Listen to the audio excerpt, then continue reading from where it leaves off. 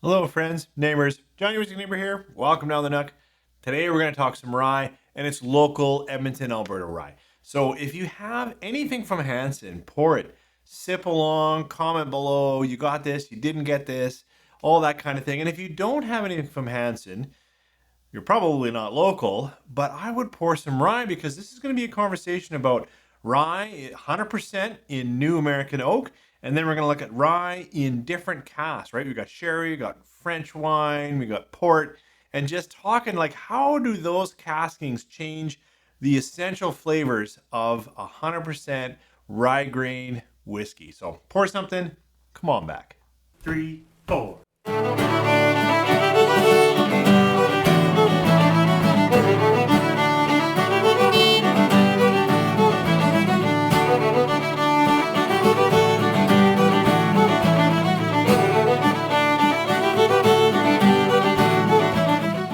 Well, thanks for coming back. As I said in the opener, I want to talk some rye, and I want to talk this local rye. This is from Hansen Distillery. They're in Edmonton, Alberta, Canada, and I always want to be very, very clear. I've visited them recently. They were incredibly gracious hosts, and I came home with these two bottles. Now, I have bought this one with my own hard-earned cash, but I want to let you right up front, obviously pretty disposed to like something that someone gives me, but I will try to give you my tasting notes and my thoughts in case you're thinking about picking this up. So this is Hansen's Northern Eyes whiskey, but this is their 5-year-old release. They did have a 3-year-old that's still on the shelf. It's been out there for a little while, and now they've made it to a 5-year mark. And as I understand it, this is going to be on the shelf as a regular release all the time, certainly here in Alberta. Some cool things about Hansen, when you pick up the bottle, it's always important to see just as much information on here as you can. Oh, I should say, it's released at a nice, healthy 50% ABV. That's good. They're all single casks. I didn't know that. I thought, they've reached a certain age, they're gonna vat them and bottle them, but I guess they're all single casks, so that's pretty cool.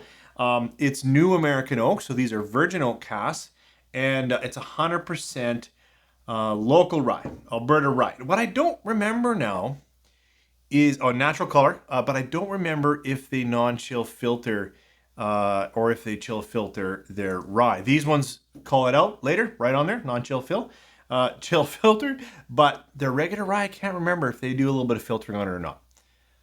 Hansen, 100% rye, 5 years old. That's a nice note. It's juicy, little cherry fruit, but there's some spices. Actually, now it's more candied spices. So I said cherry, but now I'm back into that, that candied red apple. You're at a fair, you've bought that crack candy. You know what I mean? That red hard crack candy.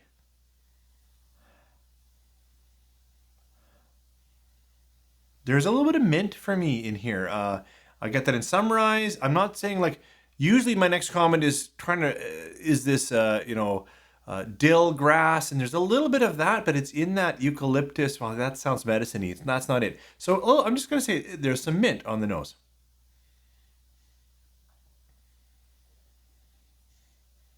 And a little graham cracker, a little bit of crust, a little bit of some kind of body in there. Let's try this rye on the palate. Cheers. On the palate. It's already a little bit drying on the palate, and now I'm trying to avoid the finish yet, but it is more savory than sweet on the palate. More cinnamons, little black pepper. The mint that I'm getting on the nose is something else in the palate. It's it comes across though with that freshness, that full mouthfeel. Nice mouthfeel, and then I say that little coating, slight chocolate, but not heavy. Try another sip.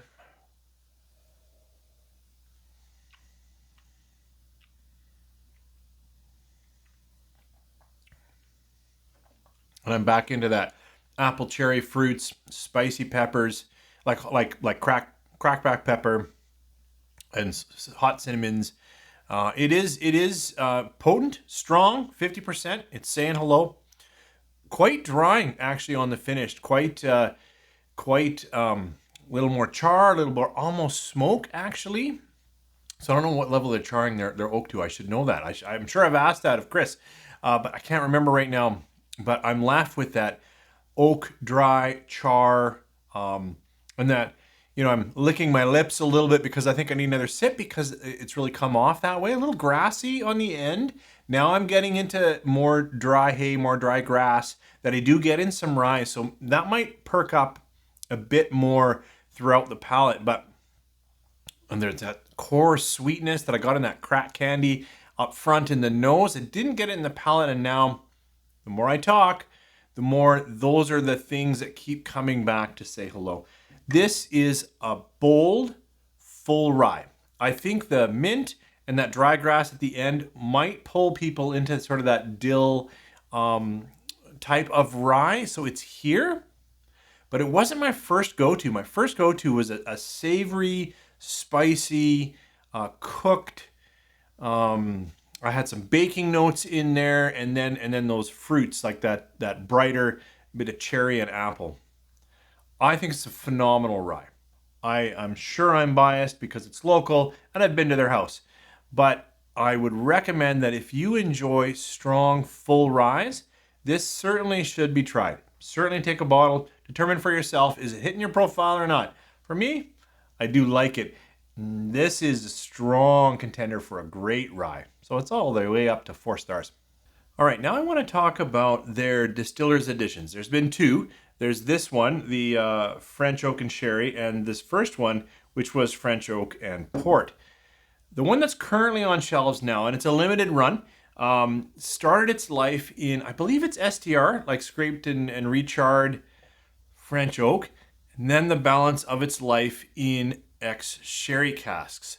It's so rich and so dark in color, as I was saying earlier. And also, at least in this series, they call out that it is non-chill filter. Oh, and it's nice high ABV. I'll have to check the bottle, but I think it's about 61% ABV. So natural, non-chill, and not finished in these casks. It is aged entirely in French oak or ex-sherry, and it is their 100% rye.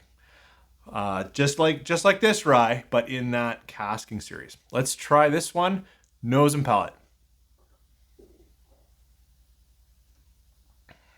The layers of fruit and dried raisin and some sherry notes on this are just immediately apparent coming from this rye.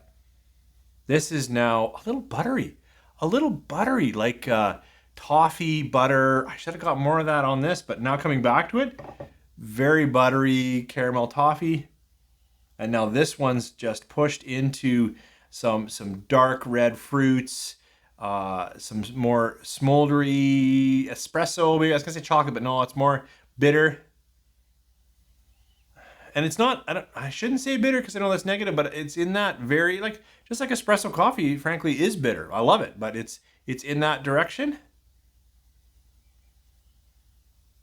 There is a slight, what would I say? Some presence on the nose that I'm going to see if it comes off in the palate before mentioning.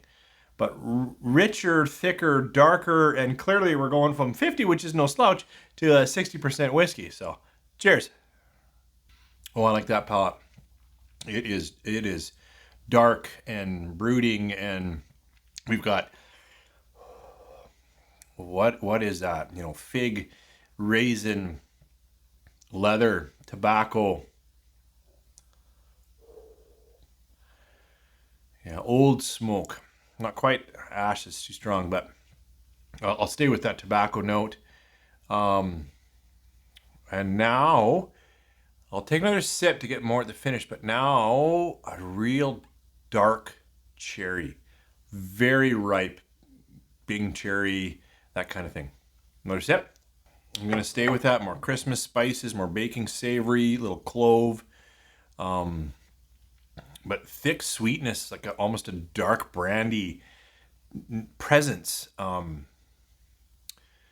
Little bit, it also has the drying nature that I've got here. It's got that rye dry kind of palate clean. Far away now, I've got a little bit of lemongrass. I didn't really get citrus in here, but I'm getting a little bit of citrus here. And I am getting now at the very end a little bit of that dry grass. I'm not getting the mint that I really was getting here. It's clearly, instead of New American Oak, it's spent an entire life either in French wine or sherry cask. Its entire life. So it is speaking that casking. It has all kinds of wine, sweet sherry, and I think that's where some of that tobacco and dark red fruit is coming from. There's a slight bitterness for here. As I said in the opener, is just trying to say with the nose, I like, sometimes I have espresso, no sugar, no milk, nothing. Coffees can excite me that way too. And I would say that it's got that, it is slightly bitter, but not, for me, not in an off-putting way. But I would want you to know that as a tasting note. It's a little bit bitter for me, but it's got such dark depth. Very interesting. So I want to talk the last bottle that's up here, but it's their first Distiller's Edition. Again, a very limited run. This one is French oak and port casks. I believe it's younger overall than their current Distiller Edition. It's also natural color, non-chill filtered, and it's released at a lighter ABV. I'm pretty sure it's 47% versus 60. Did I ever check it? 60 something, 60.6%, and then we started our day here at 50%. Anyways, this again, unique, limited. When it's gone, it's gone. But it's got, port instead of sherry. It does share some of the same French oak. Let's try it, nose and palate. So comparing it to the French oak and sherry, this is darker, more cinnamon and baking spices. This definitely has more fruit than the butter toffee of the just the rye and new oak.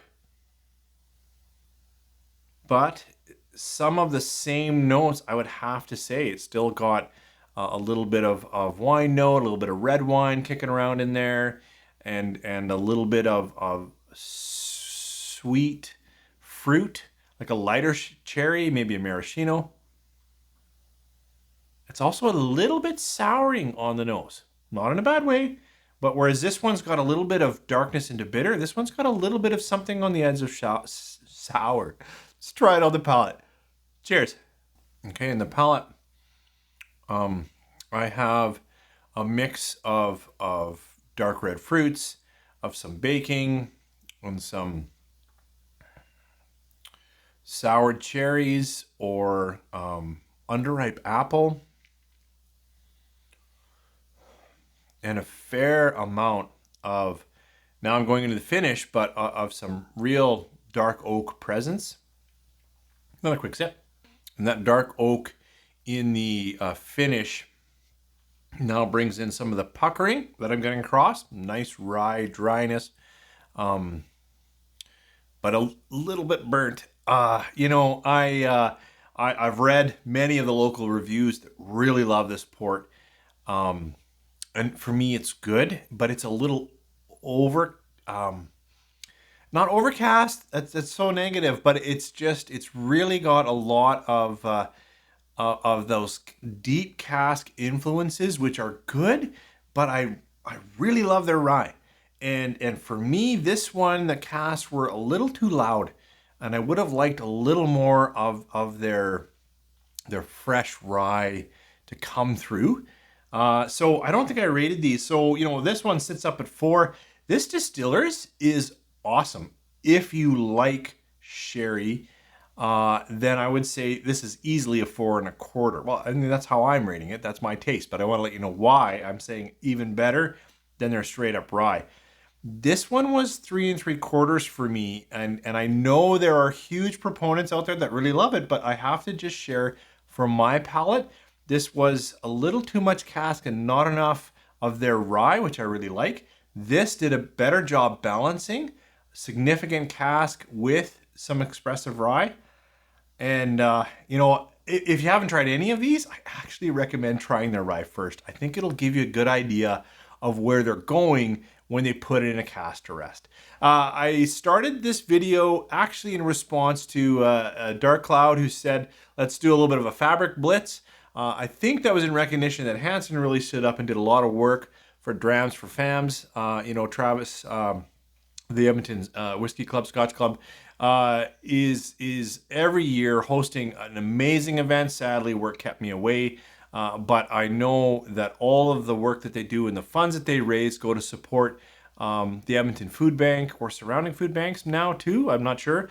But certainly right now, inflation running away. If any of us can put any discretionary cash or just dig deep and put some cash into helping our neighbors with putting food on the table, please do. Thank you for joining me. Hope you guys are having a great weekend.